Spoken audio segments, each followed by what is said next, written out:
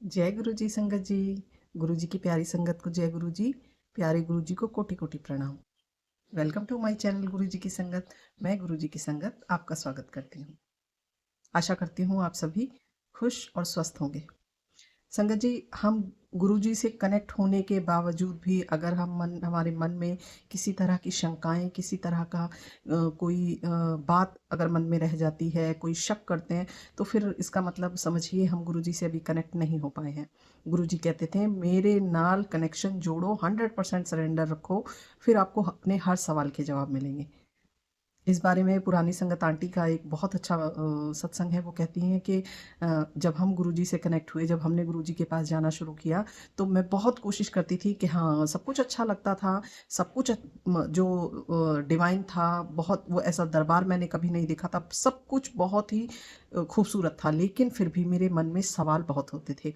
तो इस बारे में देखिए संगत जी, हम गुरुजी से कुछ भी नहीं छुपा सकते। हम गुरुजी के सामने ऐसा दिखाएं कि हाँ गुरुजी, हम तो आपसे पे पूरा ट्रस्ट कर रहे हैं, और अंदर आपके जो है बातें चल रही हैं, शक चल रहे हैं, किसी तरह की सोच चल रही है, या कोई गुरुजी पे डाउट चल रहा है, उनकी भक्ति पे डाउट चल रहा है, तो समझ लीजिए कि अभी 100% कनेक्शन नहीं हुआ है। गुरुजी समझ जाते थे। तो गुरुजी आंटी को कहते थे कि तू किंतु परंतु, और हमेशा किंतु परंतु ही है। वो कहते थे तेरा साहिब पक्का, तू हल्ले कच्ची। मतलब किंतु परंतु वाले जो उनकी संगत थी, उनको वो कहते थे अभी कच्ची संगत है। तो हमें कच्ची संगत नहीं, हमें पक्की संगत बनना, और पक्की संगत बनने के लिए गुरु जी से डायरेक्ट कनेक्शन बनाइए।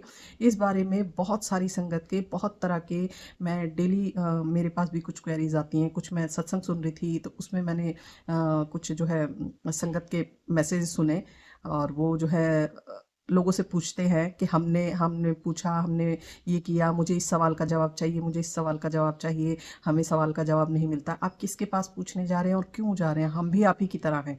मान लीजिए अगर आप किसी प्लेटफॉर्म पे पूछते हैं या किसी से भी पूछते हैं, तो वो क्या गुरुजी उनको बता के जाएंगे? अगर आपसे कोई बात गुरुजी को कहनी होगी, आपका कनेक्शन है, तो गुरुजी वो डायरेक्ट वो बात आपको बताएंगे, ना कि किसी और को बताएंगे। आपको किसी और के पास पूछने जाने की, अपनी समस्याओं का समाधान पूछने की, या कोई मार्गदर्शन की, किसी से भी पूछने की कोई ज़रूरत नहीं है। आप ज़्यादा से ज़्यादा सत्संग सुनिए, गुरु जी का नाम सिमरन करिए, उनसे कनेक्ट होने की कोशिश करिए, अपनी भक्ति को निस्वार्थ रखिए। गुरु जी ही एकमात्र हैं जो आपके हर सवाल का जवाब दे सकते हैं, चाहे कैसे भी, चाहे सत्संग के थ्रू, चाहे गुरबानी के थ्रू, या कैसे भी। ये गुरु जी ही जाने, उनके तरीके अलग अलग हैं। मैं हर दिन सत्संग सुनती हूँ, और हर दिन मुझे कुछ ना कुछ ऐसा मिलता है, लगता है कि हाँ, ये तो मेरे मन में भी सवाल था। लेकिन संगत जी, नई संगत जो है वो काफ़ी, मुझे लगता है गुरुजी से कनेक्ट होने के बावजूद भी उनके मन में बहुत सारे सवाल होते हैं, या कह लीजिए वो भ्रम को नहीं छोड़ पाते हैं। तो ये ऐसा आपको करना है संगत जी। आप गुरुजी के पास आ गए हैं। गुरुजी एकमात्र, गुरुजी के चरणों में एकमात्र ऐसा स्थान है जहां आपको किसी भी तरह का कोई नियम कानून मानने की ज़रूरत ही नहीं है। गुरुजी ने कोई नियम कानून नहीं बनाया। वो कुछ भी, सिंपल अपनी भक्ति को सादा रखो। आप काम करते करते आप गुरुजी का नाम सिमरन करिए। आपने दीपक नहीं जलाया तो आप उस पर सोच, अच्छी बात है, आप कर सकते हैं तो बहुत अच्छी बात है। लेकिन अगर अपनी गृहस्थी के या समय कम रहने के चलते, आजकल सभी लोग वर्किंग हैं या नहीं है, तो बच्चों की जिम्मेदारियां, घर की जिम्मेदारियां, परेशानियां, बड़े बुजुर्गों की जिम्मेदारियां, बहुत सारी जिम्मेदारियां हैं। औरतों के पास खासकर बहुत ज़्यादा होती हैं, सभी के साथ होती हैं, लेकिन जो लेडीज़ हैं उनके साथ वो कई लोग, कई बार ऐसा होता है वो वर्किंग भी हैं, घर भी देखती हैं, बच्चे भी देखती हैं, उसके बावजूद वो मान लो गुरुजी से भी अगर कनेक्ट हैं, तो वो उनके मन में बहुत सारे से कि आज मेरा जो है दीपक नहीं जला, आज मैंने सत्संग नहीं सुना, या कुछ मुझसे गलत हो गया। तो इस तरह गुरुजी कहते हैं कुछ भी मन में कोई भी शंका लाने की ज़रूरत नहीं है। बस आप जो है सिमरन करिए, सत्संग सुनिए, कुछ नहीं तो गुरबानी सुनिए। उसके लिए स्पेशल आपको बैठने की ज़रूरत नहीं है। आप जो है कहीं भी, जहाँ पर भी हैं, अगर आपको सुविधा है, इवन मैं ड्राइव करते हुए गुरुजी का सत्संग और गुरबानी सुनती हूँ, क्योंकि मेरे पास बहुत ज़्यादा समय नहीं होता है। वर्किंग लोग ऐसे ही कर सकते हैं, घर पे रहने वाले भी होते हैं, आप बच्चों को छोड़ने जा रहे हैं, आपके पास बहुत काम है, तो कान में आप लगा लीजिए, और या अपने घर में जैसे आपको सूटेबल लगे चला लीजिए। बस आधार ये है कि हमें गुरुजी से जुड़ना है, हमें गुरुजी तक अपनी बात पहुँचानी है। आप खुद देखेंगे आपके अंदर हर दिन बहुत ज़्यादा पॉज़िटिविटी आएगी। आपको कहीं और किसी से भी कि अपने किसी सवाल का जवाब पूछने की ज़रूरत नहीं पड़ेगी। आप सत्संग सुनिए, गुरबानी सुनिए, पाठ करिए हो सके तो, बस इतना ही। आंटी कहती हैं का सत्संग सुना मैंने आज बहुत, मतलब पहले भी कई बार सुन चुकी हूँ, लेकिन कहते हैं ना कि कुछ एक सही समय होता है जब आपको स्पेशल लाइन जो है गुरुजी अंडरलाइन करा देते हैं माइंड में। मैंने भी आज सुना, आंटी बताती हैं कि वो बोलते हैं कि मेरे पास कुछ संगत का मैसेज आया, नई संगत हैं, उनका मैसेज आया कि आंटी आपको जो है गुरुजी ने पान के पत्ते वाली कोई रेमेडी बताई थी, तो पान के पत्ते कितने लाने हैं और कहाँ लगाने हैं। एक्चुअली उनको जो पूछ रहे थे उनको माइग्रेन था और वो कहते हैं मुझे सर दर्द है, तो पत्ते पेट में लगाने हैं कि सर पे लगाने हैं, कितने पत्ते लगाने हैं वो। तो इस बारे में आंटी बड़े अच्छे से जवाब देती हैं कि गुरुजी मुझे तो ये ज्ञान नहीं देकर गए थे कि वो कितने पत्ते लगाने हैं, कहाँ लगाने हैं, कितने यूज़ करने हैं, किस बीमारी के लिए क्या रेमेडी है, मुझे गुरुजी ने ऐसा कुछ भी नहीं बताया। और अगर आपको भी कोई समस्या है तो अरदास करिए, गुरुजी के सामने अपनी बात रखिए, गुरुजी सुनेंगे।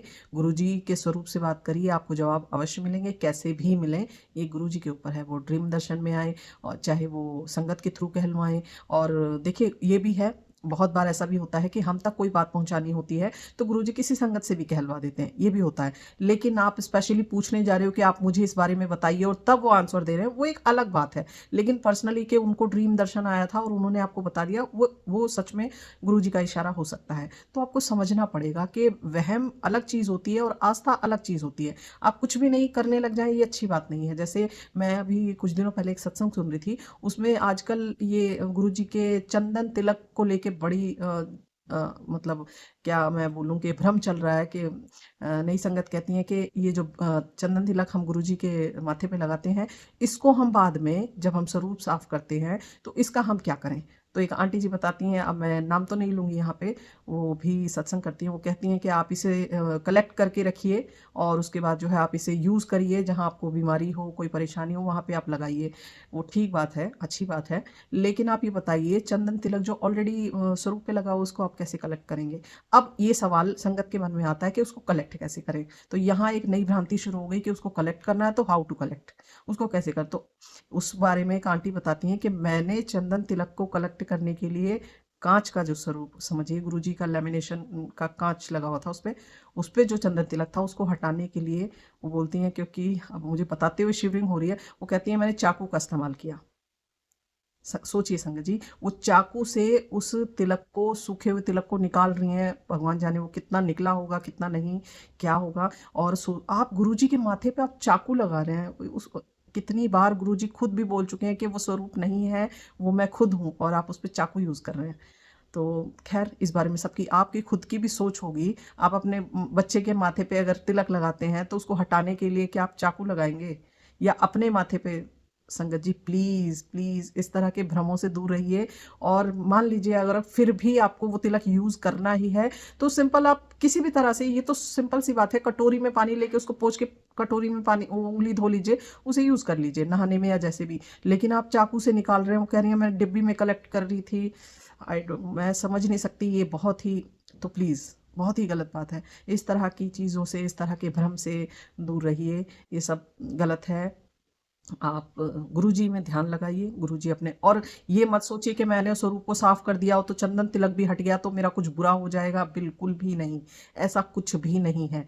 जल प्रसाद फेंकना नहीं चाहिए, लंगर प्रसाद फेंकना नहीं चाहिए, इसकी महिमा है, बहुत बार है। चंदन तिलक की मैं उससे भी मना नहीं कर रही, लेकिन उसको कलेक्ट करने के चक्कर में आप एक नया गलती कर दे रहे हो, एक नए भ्रम में फंस जा रहे हो, ये ठीक नहीं है। तो संगत जी अपनी थोड़ी सी बुद्धि इस्तेमाल करिए, थोड़ी सी आप भ्रम, गुरुजी भ्रम से दूर रहने के लिए कहते थे, तो एक भ्रम को छोड़ के नए भ्रम को मत पकड़िए।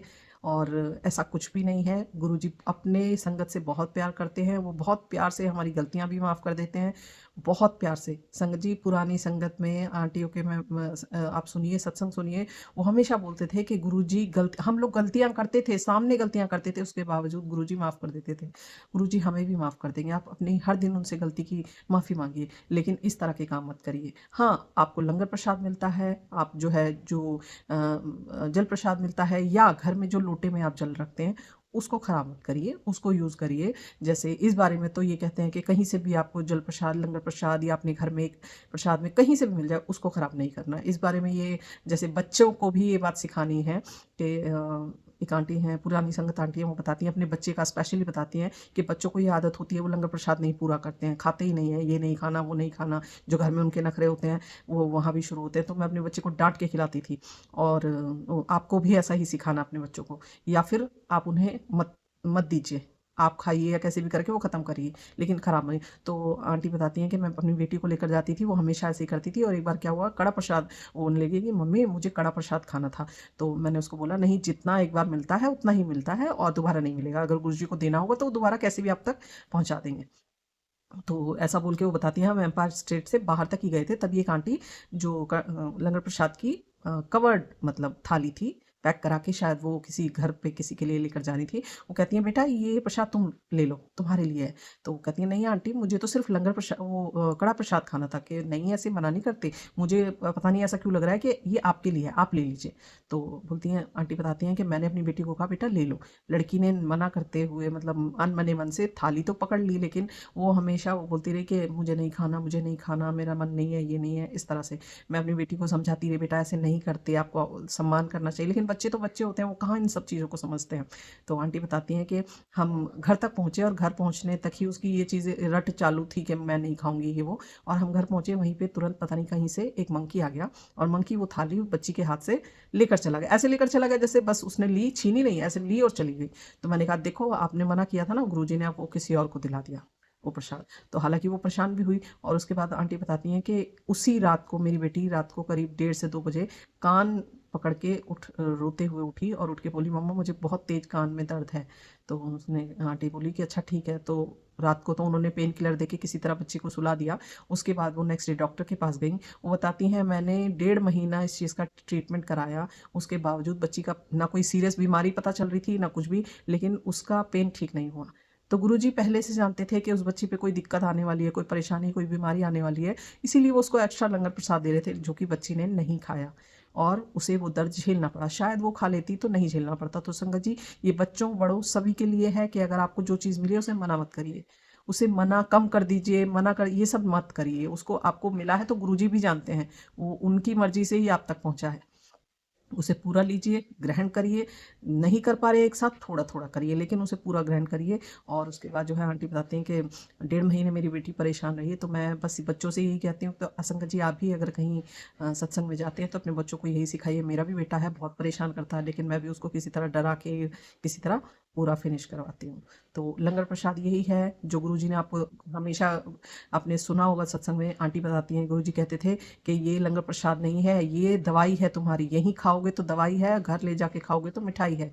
ये तुम्हारी दवाई है, इससे तुम्हारे सिर्फ ना कि शारीरिक, मानसिक और पता नहीं कितने पुराने जन्मों के कितने कर्म, कितने कष्ट दूर होते हैं। तो इन सभी की महत्वता को समझना चाहिए। गुरुजी की हर बात को आदेश मानना चाहिए, गुरुजी का हुक्म मानना चाहिए। जैसा उन्होंने कह दिया, जी गुरुजी, हाँ जी गुरुजी, बस वो बात आपको मान लेनी है। उन्हीं की रजा से ये दुनिया चल रही है, हम लोग तो तुच्छ हैं, हम कुछ भी नहीं हैं।